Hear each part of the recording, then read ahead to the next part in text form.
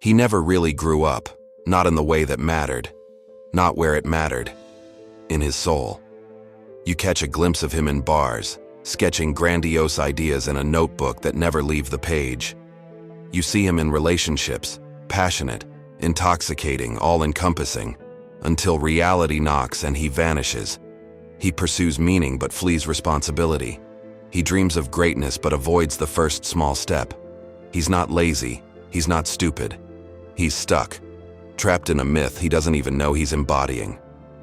Carl Gustav Jung called this psychic configuration Puer Aeternus, the eternal boy. Sometimes he seems to live suspended between the desire to emerge and the fear of disappearing.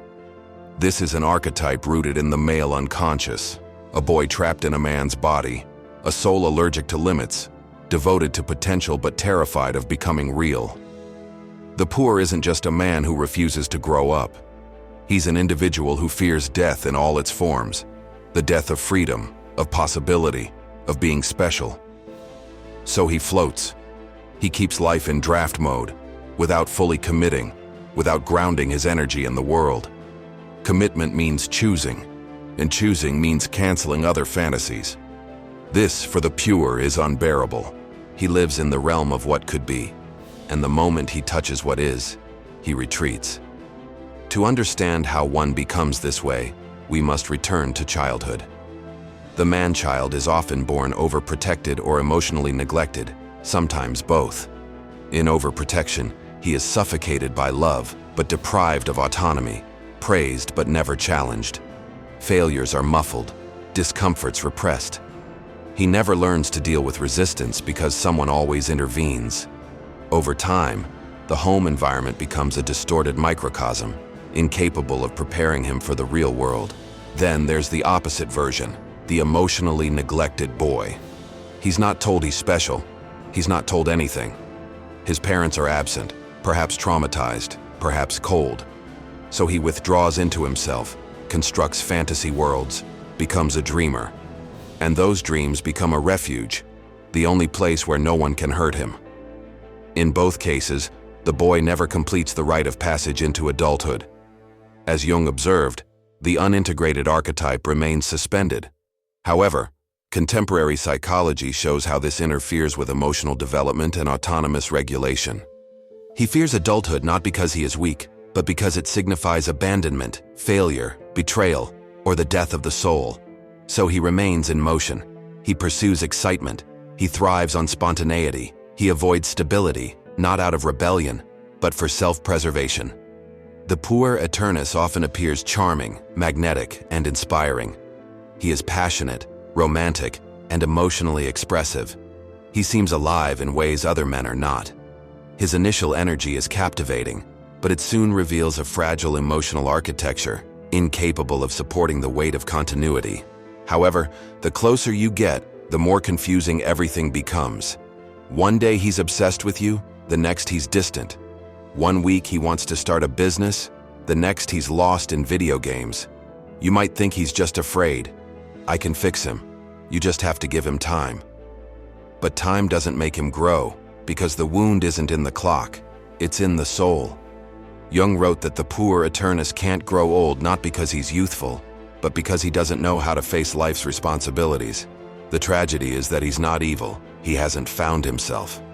His existence revolves around protecting his inner child, that sensitive and brilliant part of him that has never been properly nourished. So he builds dream castles to protect it, defends it with his ego, escapes through women, art, drugs, philosophy, video games, anything but stillness. In Jungian terms, the ego avoids the shadow. But modern psychotraumatology explains these escapes as the nervous system's responses to internal threat. When silence reaches him, ancient memories emerge, devoid of language but charged with emotional tension. If he stopped, he would hear the cry he'd avoided all his life. Where were they when I needed them? Why didn't anyone prepare me? Why does responsibility feel like death? Like Peter Pan, he finds refuge in Neverland, where he is never the problem, where life is an idea, not discipline, where love is romantic, not relational, where the fire of passion burns, but does not warm. The Puer Aeternus is not evil. he is incomplete. There is brilliance in him. He is visionary, sensitive, with access to an archetypal imagination lost to many. But that brilliance without roots degenerates into madness. It is the shadow, the man who doesn't finish what he starts, the partner who doesn't show up, the father who plays but doesn't protect, the artist who dreams but doesn't create. Jung defined this tension as a failure to individuate. Modern psychology interprets it as a failure to integrate one's identity. The goal is not to eliminate the child, but to integrate him. Only when the adult self dialogues with the infantile self does a personality emerge, capable of continuity, responsibility, and emotional rootedness. But what happens when the boy refuses to die? When the man avoids discomfort for so long that comfort becomes a prison? The imagination collapses. Maybe he loses his job, maybe the relationship. Maybe one morning he wakes surrounded by half-dreams.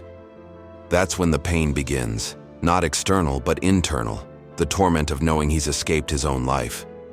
This is the Puer's wound. Life goes on without him. And one day he realizes something devastating. Potential is no longer exciting. It's shameful. He feels haunted by what he could have been, what he should have done, who he might have become if he had stayed. From here, two paths fork. The first, blaming the world, becoming cynical, bitter, sarcastic, sinking into distraction, chasing women, the media, abandoned ideas, telling himself that one day everything will fall into place. The second, stopping running, turning inward and asking, what am I afraid of? It is at this breaking point that the individual can choose to stop surviving and truly begin living. Here begins the work on the shadow, not as a tool, but as a reckoning. To leave Neverland, it's not enough to grow, you have to cry. Cry for the stolen innocence, the dreams dead in avoidance, the relationships sabotaged by fear. We encounter the exiled parts, the one that wants to be seen, the one terrified of failure, the one that doesn't believe it can manage real life, the one that longs to be embraced and reassured of its sufficiency. Jung argued that integration, not perfection, is the goal of healing. Modern psychology confirms it is a neural, relational, everyday process.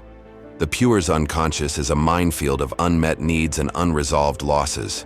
Without claiming them, he generates chaos, disappointment, and fantasy-driven avoidance. The key is symbolic death. The boy must cease to dominate. He must choose rootedness over ostentation, process over perfection, devotion over escape. This is where the dreamer becomes a builder, the lover a protector, the boy a man. The ability to stay, and not just to begin, becomes the true hallmark of maturity. This journey is chaotic, dark, and terrifying. Growth has never been safe for him. Responsibility seemed like a trap, commitment like death.